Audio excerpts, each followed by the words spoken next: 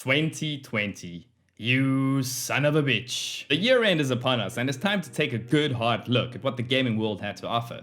The good, the bad, and the ugly. I'm Black River Fox, and this is a 2020 gaming year in review. Let's just jump right into it.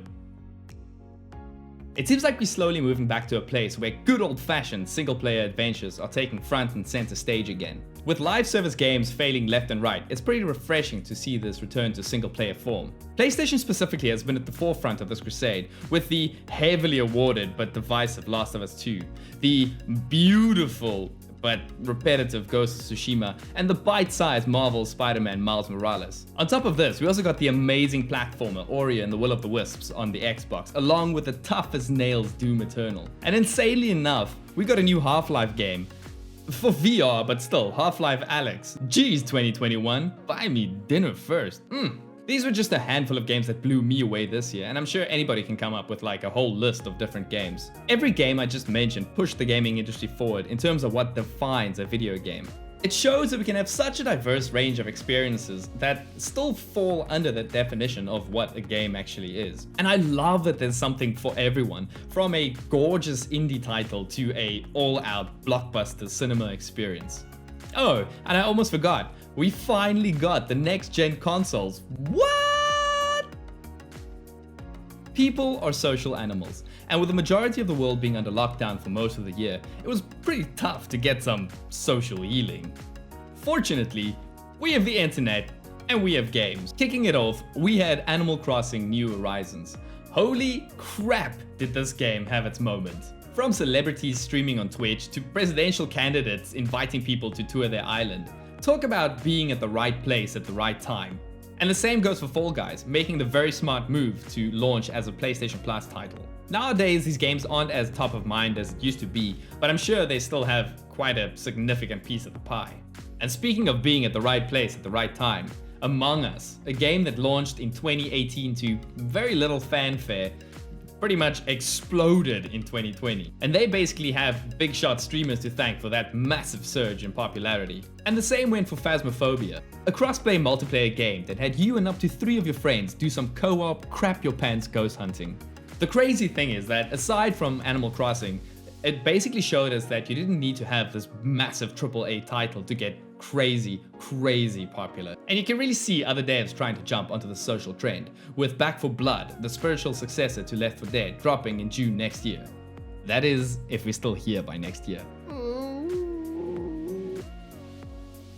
So I've already mentioned live service games failing hard. And there's no better way to prove this than Marvel's Avengers that launched this year. This was a game that personally I was really excited for until I found out that they were aiming for a live service model. The problem is that aside from Destiny and Destiny 2, nobody's really nailed the content rollout for these types of games. Look how horribly Anthem went down, and it feels like Marvel's Avengers is pretty much going the same route, if not as catastrophic. Player count dropped off so fast, and content updates are just taking way too long to happen because the devs are focusing on fixing bugs and technical issues. The sad thing is that there's a pretty good single player story somewhere in that game, and you gotta wonder why the devs didn't just focus on making a really good single player game with way tighter gameplay mechanics. I guess it always boils down to money. I really hope this trend dies down in 2021. And finally, we get to this year's biggest disappointment. That's right, after 8 years, Cyberpunk has finally launched, and wow, what a trash fire.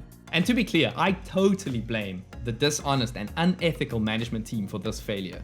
Because after multiple delays, heavy crunch, and empty promises, we got this.